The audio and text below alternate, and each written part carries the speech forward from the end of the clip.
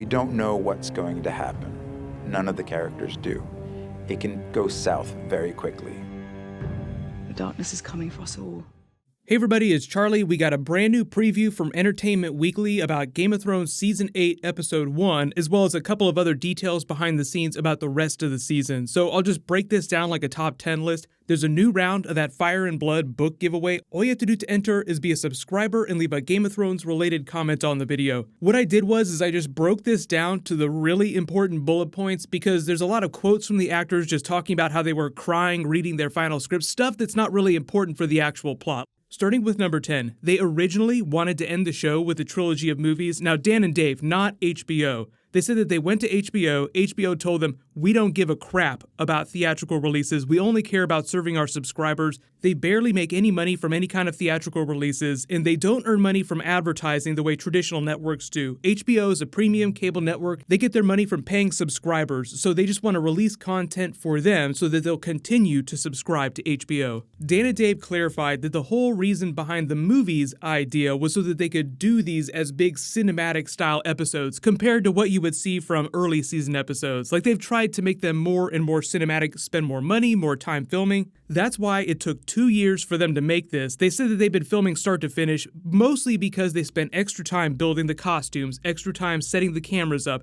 all the things that they would normally do on set, just taking twice as long to ensure quality. They didn't confirm the exact runtime of the final episodes, but maybe down the road they'll do a different Song of Ice and Fire story as an HBO movie and just release it to subscribers, but I'm not going to hold my breath on that. 9. Episode 1, they confirmed, opens with Daenerys and Jon making it back to Winterfell. It's meant to be a mirror of the pilot with Robert Baratheon in the procession entering Winterfell and meeting all the Starks. Only this time, it's Daenerys and her procession, with a few exceptions like Jaime Lannister coming back the second time. So in cases like his, it gets really meta, because you see what he acts like when he shows up at Winterfell during the first episode, not really caring what's going on, barely paying attention to anything, shading Jon Snow about being a bastard. Let me thank you ahead of time. You're guarding us all from the perils beyond the wall. Wildlings and White Walkers and whatnot. We're grateful to have good, strong men like you protecting us. 8, jumping to the finale though, the actors, when they showed up for the final table read for episode 6, remember it's only 6 episodes long, said that they were amazed at how many of their characters survived. Mostly talking about the core main characters that you would consider: Jon Snow, Daenerys, Tyrion, Cersei, Jaime, Sansa, Arya. So it doesn't mean that they all survive past the end of the finale. It just means that at the beginning of the finale, they're still around, which is a bit unusual given what we thought going into this season and how they were peeling off characters, just starting to finally kill off some of the really big ones. I almost forgot too, specifically because Gendry is always a bit of a sticking point for people, and especially in Arya's storyline. He said that he was around for that final table read, so there is Gendry in the final episode, but that doesn't confirm anything about where he ends up after the finale. And Maisie Williams said that the final scene that she filmed, not necessarily the last chronological scene, but the final scene she filmed was alone by herself. So take for that what you will, use that for theory crafting. 7, they confirmed all your expectations about what those reunion scenes are going to be like in episode 1. Some characters meeting each other for the first time, like in the case of Daenerys meeting all the Stark children in the Lords of the North. Some of the characters that have more complicated histories, like Jaime Lannister, having really awkward reunions with Bran Stark. 6, they confirmed that pretty much all the non-reunion scenes in that first episode will be devoted to them making preparations for the battle against the Night King, because he's slowly snaking his way down to Winterfell. That's where the first really big battle is going to take place, but not necessarily the only battle. House Umber, up at the Last Hearth, is the first stop on the Night King's hit list. They didn't come right out and say it, but you don't need to be a genius to see the foreshadowing of how that will go down. The writers want you to think the Night King is unstoppable. He just killed the supposedly unkillable wall that stood for more than 8,000 years, so R.I.P. Umbers on their way down to Winterfell before the big battle episode. 5, they confirm most of the drama of the first episode, aside from characters' happy reunions, is as in characters not liking Daenerys, primarily Sansa. They say that she starts out hating the crap out of Daenerys, hating that Jon Snow bent the knee, and she hates the idea that they're in a relationship together. But that all chills out after Daenerys slowly wins her over. It's the same situation with the Lords of the North. They, like Jon Royce says, hate the crap out of Targaryens, so they hate Daenerys when she shows up. She slowly wins them over. 4, they confirmed a redemption arc for people like Jaime Lannister with really complicated histories. The way the writers described it is that it's everybody, not just Jaime Lannister, but all the characters, deciding what kind of person they want to be as they stare death in the face, literally because they're staring at the Night King, who's the metaphorical representation of death on the show.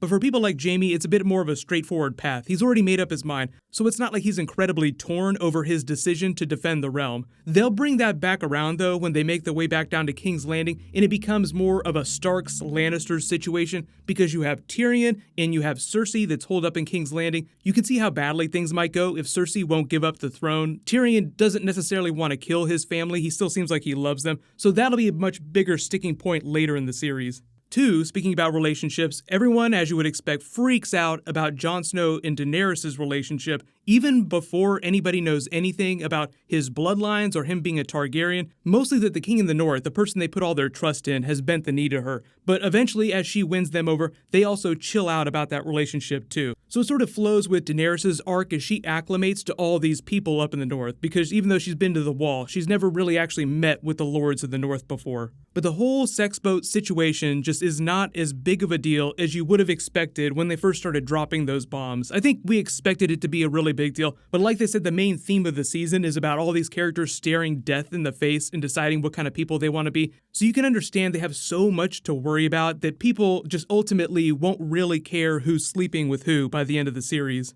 But number 1, biggest thing here, this is actually really exciting.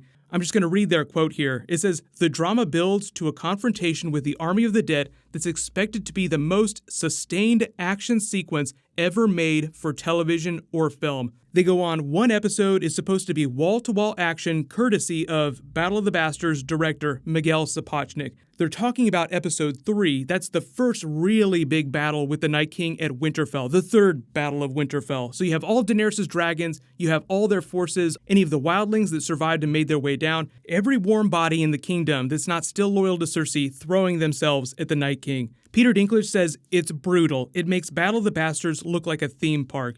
Dan and Dave also added, the battle doesn't just have one focus either, but rather intercuts between multiple characters involved in their own survival storylines during this big battle. Each one feels like a slightly different genre within this larger episode 3 battle. This isn't like a battle they're going to spill over into episode 4. It's literally all self-contained in episode 3. Prepare up to episode 2, Night King arrives, beginning episode 3, they throw down. Begin episode 4, you pick up in the aftermath of the battle. So it does feel like it's going to be one of the longer episodes of the season, and mostly that's just because you're going to get all these different characters having their own storylines within the battle. So it's not like they're going to just flash and intercut really quickly between people. So imagine Hardhome during season 5 when you have waves and waves of the dead crashing against the barriers and them fighting them off. Imagine a 60-minute version of that fight instead of just a portion of an episode. But here's the really big thing. If you guys haven't noticed, there's a certain news cycle in the way that they market shows and movies through Entertainment Weekly is usually they do a cover reveal, they show what the character's going to look like. That's this Jon Snow Daenerys poster. This is the first official look of them up at Winterfell. Is it usually what happens is this precedes an actual trailer dropping. So I wouldn't be surprised if in the next couple of weeks they drop a genuine teaser trailer. So just be on general alert. Whatever ends up dropping, any details, anything, I will totally do a video about it. But let me know what you think about all this in the comments. Congratulations, Jim Gonzalez. You're the giveaway winner from my last big Game of Thrones video. Please email me on the About page of my channel so I can get your contact details. Click here to watch the trailer for The Witcher TV series, and click here to learn about the new characters they just cast for the prequel TV series. Thank you so much for watching. Everybody stay awesome. I'll see you guys tonight.